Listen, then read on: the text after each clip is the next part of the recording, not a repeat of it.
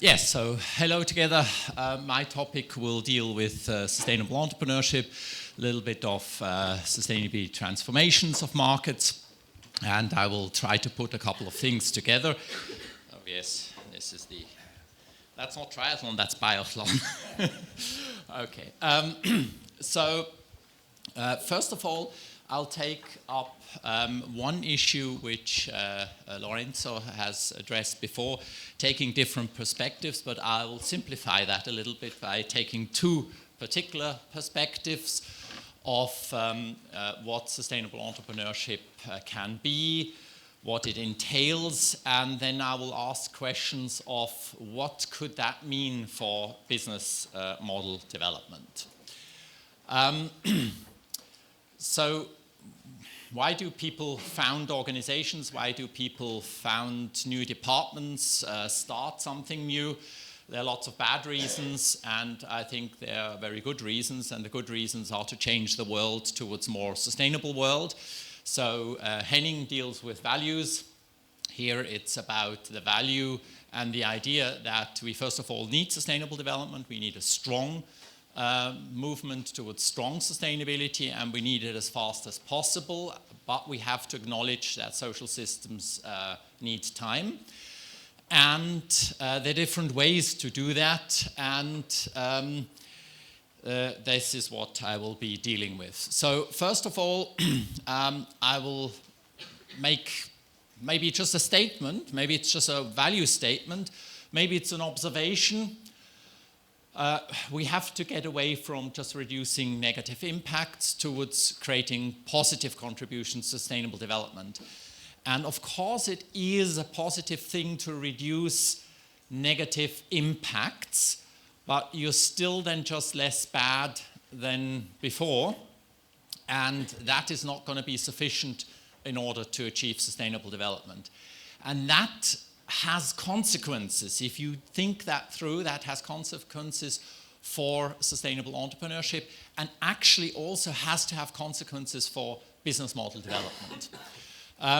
So then I will make this statement that I think there are two different areas of research and publications which are currently only weakly connected. I mean, there's one publication which is highly cited by Florian Lüdeke-Freund and Eric Hansen and myself in Organization and Environment on co-evolution and sustainable entrepreneurship and business models. But there are not too many publications linking business model development and sustainable entrepreneurship. These rather seem to still be fairly detached developments.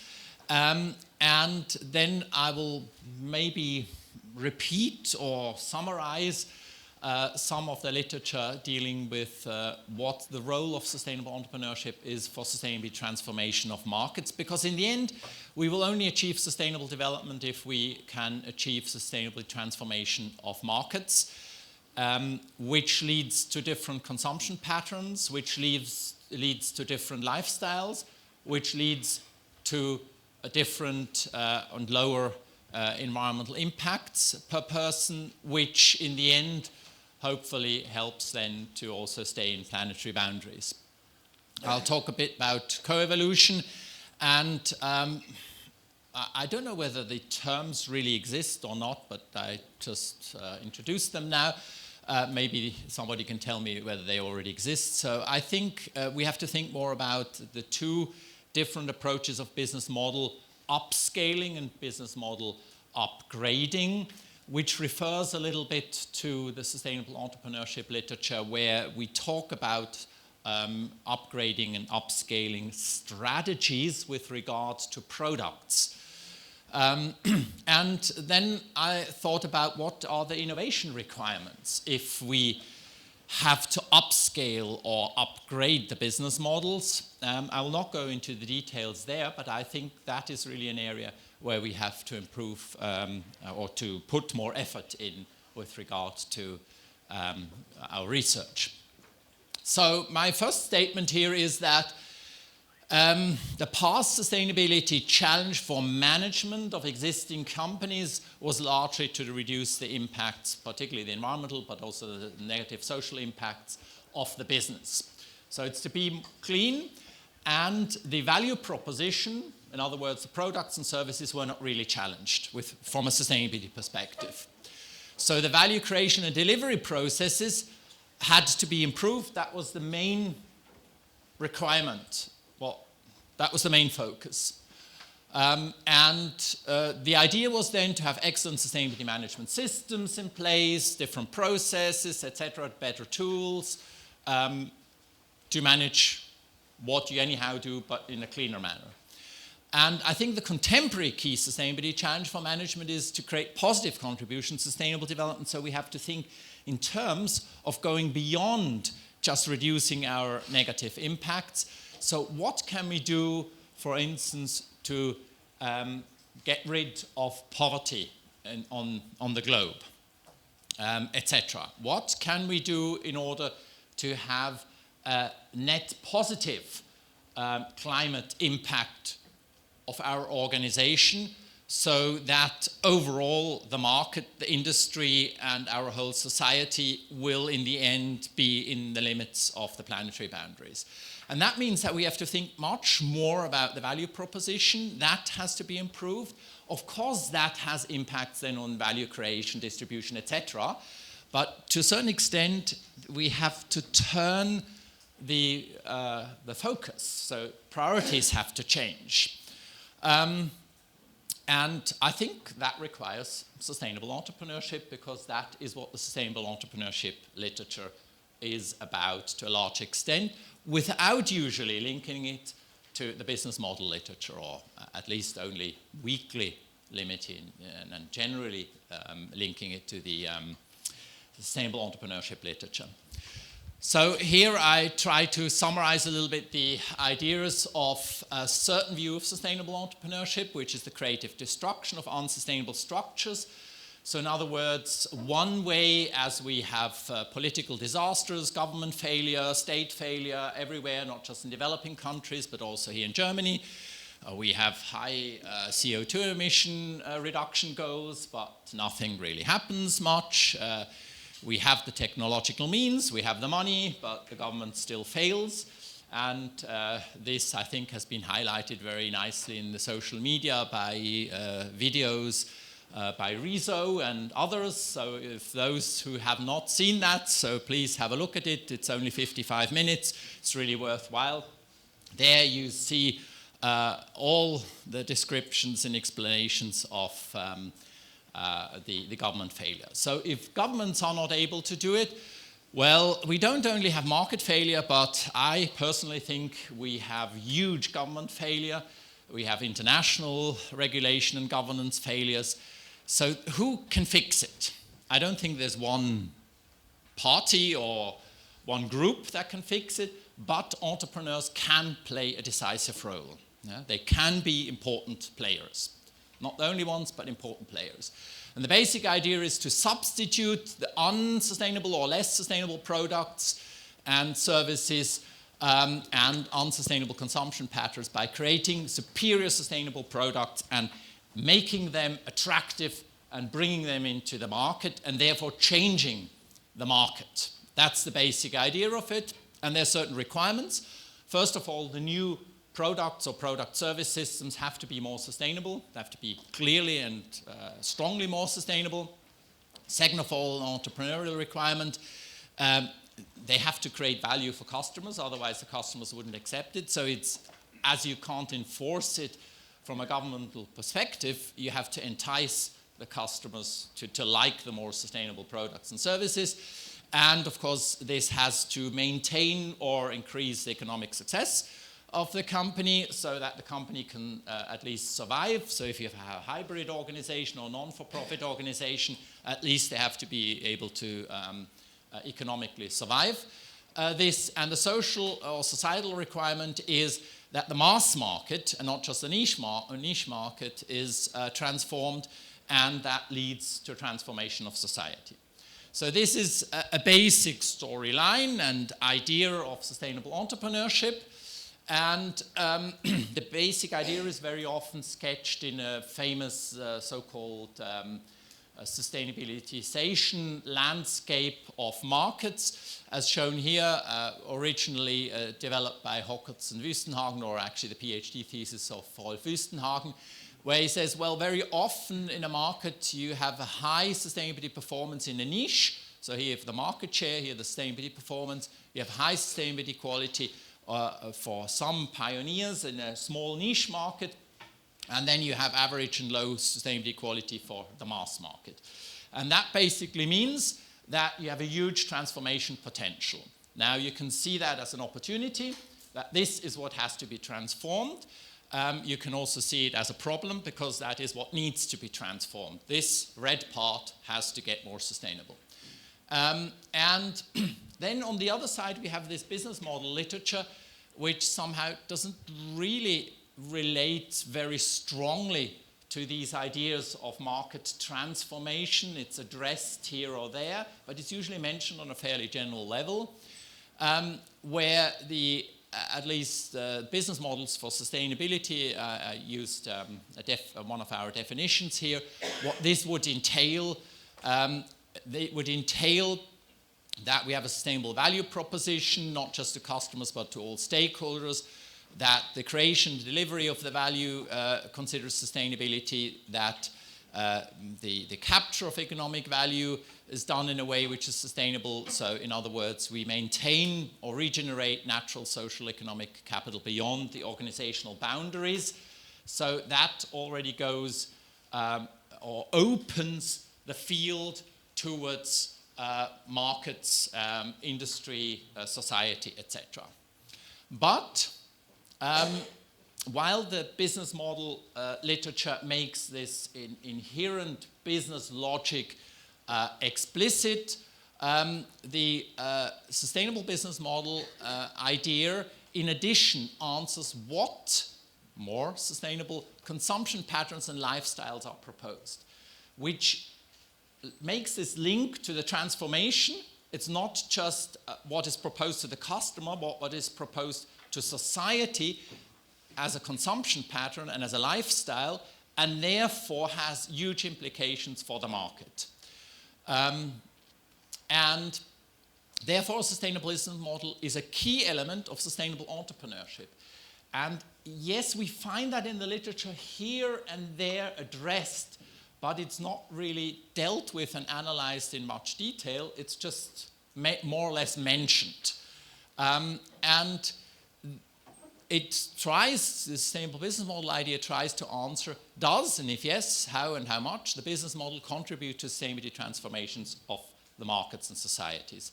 So I think that is the linking part. But what kind of business model innovation does sustainable entrepreneurship require to create such a transformation?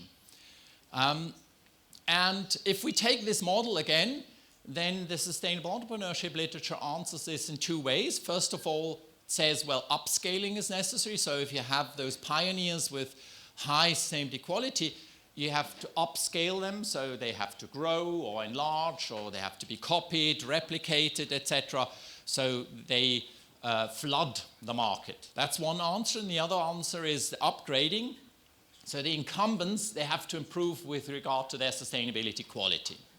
So these are the two strategies which are generally proposed from sustainable entrepreneurship literature, and they are not linked to the business models usually. And typically, they're associated with here radical innovations and here incremental innovations. And I had a little bit a closer look into that, and I'm not quite sure whether this general assumption is really true, and I'll show you why afterwards. So this upscaling idea is, or challenge is, to grow once you have a very good sustainability quality while keeping the sustainability mission. So not to deteriorate the sustainability quality. And the question is, what innovations are needed? What does that mean for the business model to grow and keep your mission, to keep the sustainability quality. And on the other side, the upgrading strategy is about improving the sustainability quality while keeping the market share. And of course, they have different business models, discounters and large-scale incumbents. But their challenge is to improve, but still keep the customers, and also the customers who are not interested in sustainability. That's, in the end, the challenge. So this does not happen in isolation, but you have the pioneers moving and the incumbents reacting, and sometimes the incumbents are actually the pioneers. It's not always the small ones, sometimes it's also the large ones doing something, and sometimes the small ones, they do a lot before the large ones react. But ideally, you could imagine something like that. So the small one starts growing, the large ones, they realize, oh, there is a certain interest in the market, it has a relevance. So they copy, for instance. So you have this kind of co-evolutionary approach, and that could then go on and on and on, like that. And ideally, you would have then a movement, if that is, let's say, the sustainability, the higher sustainability quality than over here in that area, you would have a movement, something like that. Yes, of course, this is now very idealistic, but this is somehow the assumption of sustainable entrepreneurship, why it is the approach towards sustainable development. Ideally, you then have a fully sustainable mass market with higher sustainability quality. Well, we could also live with a small part which is unsustainable. That would still work. We could survive that. Yes. Example, how does that work? We have here the German electricity market. So you have companies which started like EWS Schönau and then afterwards Lichtblick or Greenpeace Energy, etc. But Lichtblick was one of the first. And they grew and grew and grew, got larger. But then you had some others who copied. So you have a replication, copied their model, and these are also small ones. So this is this replication of the pioneers. So that is this upscaling strategy. And at the same time, you have the large ones who didn't believe in sustainability for a long time until there was no other way, and also the regulatory and societal environment changed. So they also started to deal with sustainability, and at the moment, they are even the main drivers of, for instance, the renewable energy market in Germany, because they do the highest investments in that area. So they imitate the approach of the small ones, and they have done huge steps of upgrading. And the whole interplay of that is leading to a continuous sustainability transformation of the German electricity market. So that would be about an example. Here you can't see all the details, that doesn't matter. What's important is the German textile retail industry, and you see here the pioneer in the 70s, Hess Natur, that was the first one, as far as I know, worldwide, who only 100% offered organic textiles. And that was in the 70s. And here you see some large ones and their goals, which they have with regard to organic cotton. And this is now just one sustainability aspect, of course. It's not about the social issues, not about other ecological issues, just one environmental issue. But you can look and see their goals, which they have.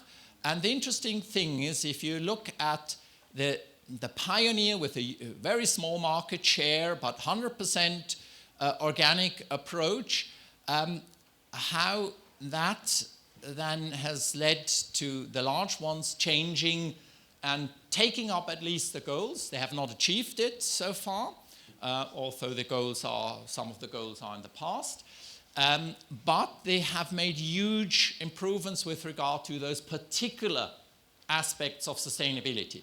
So you can find that in various markets. I think the movement at the moment in the German car industry is visible, but you can find it in the food retail market, you can find it in the soft drink market in Germany, you can find it in the textile market. So you find examples of this co-evolutionary approach. Now, the current research is either rather general with regard to these basic transformation strategies, which I showed before, or it addresses single issues as the one I just addressed before on organic cotton, for instance, or single products like organic textiles. But what's not really answered is what kind of business model innovation does sustainable entrepreneurship require to create these transformations on a larger scale? And I have a proposition. And this is now a theoretical proposition, taking together all these streams of literature when I go through them and look at them. I would say we need a co-evolutionary combination of business model upscaling, and I will talk about that in a minute, what I mean by that. Business model upgrading, but you can already guess that it relates to the upscaling and upgrading strategies of sustainability transformations, with explicit consideration of macro effects. And this is something I think the business model literature has completely missed so far. I'll show you why. Based on approaches to overcome obstacles, concrete obstacles of growth and sustainability improvement. And I think that's needed if we want to really have these sustainability transformations of markets and society. So what has the business model literature missed, at least as far as I have read the literature, and you will correct me if I'm wrong, is the macro effects. So linking, what does it mean if you have a sustainable business model on the organizational level? What does that mean on the macro scale if you scale the business model? To show you here we have the business model types. We have very sustainable business models. We have completely unsustainable business models. And here we have the macro effects. So you have negative unsustainable systems dynamics. You have positive sustainability system dynamics. And that movement from here to here would be business model upscaling. And the move from the unsustainable business model to the very sustainable business model I would call business model upgrading. And you can have business models which are on a small scale sustainable, but on a large scale unsustainable. And then it would not be a good idea to upscale that business model. To give you an example here, that's exactly the same table as before, but now with examples. We have first generation biofuels. So this is bioethanol. For instance, you produce ethanol from sugarcane. And this can be very sustainable if you do it on a small scale, where you use waste from a sugar factory, and this organic waste is then used to produce ethanol.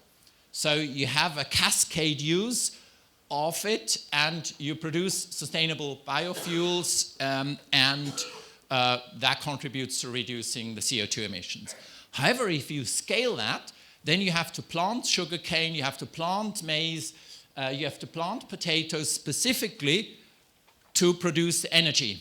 And then you have disastrous effects in the agricultural area.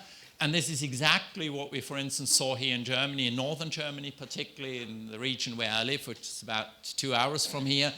The whole landscape changed. We have huge monocultures, we have erosion, we have biodiversity loss, huge disastrous effects. And actually the idea was to do something good for sustainability, to upscale this very nice example which works and is sustainable on a small scale.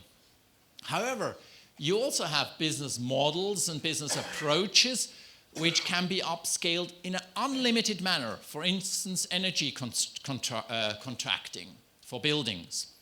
So in other words, you have professional companies, they have high technical knowledge, how to guarantee that we have light in this room, but they can do it in a more sustainable manner. And as usually I assume, the business school here is not specialized on energy management and the technological knowledge here. They can outsource it to the energy contractor, and they will do it in a way that they reduce the costs and they reduce the energy consumption, and there will still be enough light here.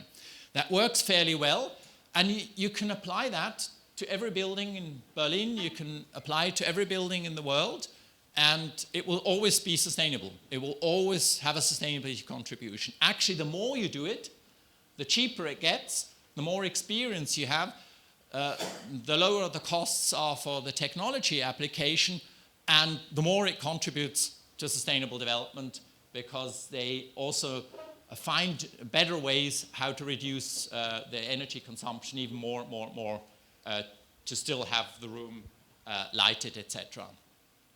So in other words, I would like to make you aware of that. We have to think about that much more precisely. What are the macro effects of upscaling? And one thing which I think we have dealt well in the literature is about this upgrading. But I think that this table might help to do it in a little more differentiated manner, as we have more variations here. So in other words, my encouragement would be to think more in terms of these both dimensions. So in other words, this is whole foods as an example. One approach is that they grow or they're replicated, and we get the mass market transformation this way. And then I thought about what exactly is needed. And I did that together with a couple of companies where I looked at what would they actually need to enlarge or to be replicated in order to influence the mass market. And I would like to summarize this as activation of those who are engageable, those who can be engaged for sustainability. That's their main challenge. So they have a very good sustainability performance. They are at a very good level, but their problem is to grow. So in other words, that sounds very, very conventional, but as they have to keep the high sustainability mission and level, it's not that clear. So I won't go into details with this table, but this is a summary of approaches which I see to activate those who in principle are interested to do something more sustainable, but for various reasons they do not consume sustainably. For instance, because, well, the shop where they could get it is far away and they would have to go to 2 shops. And so they prefer to go to 1 shop, and as there are no sustainable products there, therefore, well, they buy the unsustainable product. So these are the practical obstacles which exist. So insufficient availability, or you're not quite sure. You're interested in sustainability, but you're not absolutely sure what is now really more sustainable. You get all this kind of information in media and you're confused. So then you just stick to what you've always done, etc. And if you look at these possible approaches which I've listed here as solutions, then I don't think one of them is radical. And you remember where I said the assumption in the literature is that for upscaling, that is about radical innovations. That's what you can read everywhere in the literature. But if you go into the concrete details here, I'm not sure whether this is radical. Expansion of the offer, expansion of distribution channels. So for instance, in Germany, Alnatura, which is an organic supermarket chain and store, one way how they expanded their distribution channel is through cooperations with other organizations. First with DM Drogeriemarkt, which is a drugstore chain, which doesn't work anymore, that collaboration, but now they did it with Edeka and others, and Rossmann, etc. So they go into other shops where they have a shop-in-shop principle, and that's how they make their products available through more distribution channels. Is that radical? I don't think this is radical. It sounds rather incremental to me. But it seems to be the necessary step to overcome the obstacle of insufficient availability, and it seems to be the necessary step in order to create this sustainability transformation. So is incremental approach the approach for, in the end, a more radical solution? I think we have to think much more precisely about these issues. And we have exactly the same here. So that's with the upscaling. So we have low sustainability quality. With the fossil fuels, here we would have regenerative or renewable fuels. And the key approach here is this, for this sustainability upgrading of conventionals, is to combine mass market acceptance with supporting sustainability features. So to think about what sustainability features are acceptable, are digestible for the mass market consumer. Because if you get too radical, then you just lose that consumer, and that doesn't change anything, doesn't create a sustainability transformation. And so I did the same list here, which is the upgrading of the conventional offer. For instance, one point can be, and you find that in the market research, that consumers say, well, why should I buy the sustainable product, and maybe it's a little more expensive? Why should I buy it? What is actually the value of it? What is the benefit of it? So they don't understand the benefit, and therefore they don't do it. So in other words, you have to be able to communicate the benefit. You have to be able to create that benefit. And that means a clarification of the personal benefits for checking and improving complementarities between what the people want and sustainability. And of course, that's a partial approach of sustainability. And of course, that's an incremental approach of sustainability. So we have a very similar situation here. When you think about what do these approaches, these very concrete, practical approaches, what do they mean to overcome these obstacles? What do they mean for business model upgrading? I end up with incremental changes again. And I was somehow frustrated because I thought, where is now the big radical step which we want? And in the end, I think the radical step somehow could be created if you combine all that, if you have new ideas to overcome these steps. But maybe the radicality is by being courageous in doing lots of incremental steps. I don't know, I'm asking the question. So, in other words, is the sum of incremental growth steps for these pioneers leading to substantial sustainability effects? Or is it the sum and/or the sum of incremental quality improvement steps leading to substantial sustainability effects, and that will then lead to radically changed sustainable market? Does that mean that we have to think in terms of sustainable business model development to incrementally upgrade and upscale these business models? I don't really have the answer, but for me, it looks at the moment a little bit into that direction. Now, I would like to summarize. Sustainable development requires sustainability transformations of market and society, and that requires sustainable development of companies, and of companies which have business models and think about what the impact of their business models also is beyond the organizational boundaries. And sustainable entrepreneurship is typically the process of destroying the unsustainable through convincing superior sustainable products, thus leading to sustainability transformations. But this is only the case if you think about those macro effects and if you explicitly consider them. Otherwise, it's not going to happen just like that. And in the end, it's a co-evolutionary process.